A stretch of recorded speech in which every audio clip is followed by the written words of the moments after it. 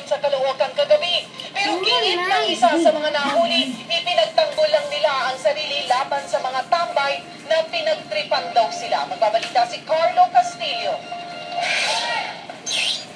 Ito ang aktual na kuha sa pagdampot sa 6 na kabataan sa kanto ng 10th Avenue at 6th Street sa Caloocan pasado alas 11 kagabi. Ang ilang tanod, inabot pa ang ibang nakatakbo.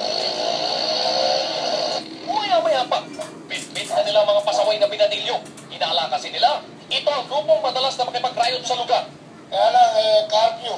Kaya nung bago sila magsalpungan o nagkaabutan ng kabilang grupo, inabutan na ng mga tanod ng Barangay 101 at tanod na namin.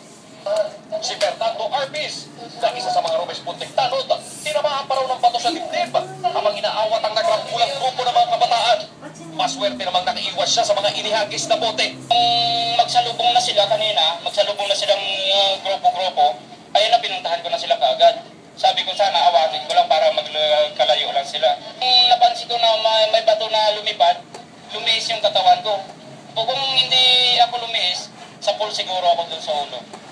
Kaya tinamaan ako dito. Ang naarestong si Bart, aminadong sangkot ang kanyang grupo sa riot. Pero diit niya, sila raw ang pinagtripan. Pauwi na raw sana sila. Galing sa isang handaan ang pagpapatuhin ng mga kabataang nakatambay sa lugar. Yung kasama po namin, sinampak po. Bumaliktad ka, dinala po sa gilid, binugbog. Nung paglingan po namin, binabato na po kami. Nakatakbo mga tambay na sinasabing nag-trip sa grupo ni Mark. Ipapatawag naman ang magulang ng mga dinampot na kabataan.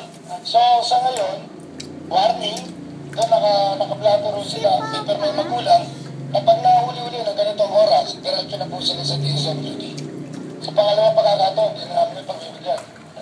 Carlo Castillo, News 5.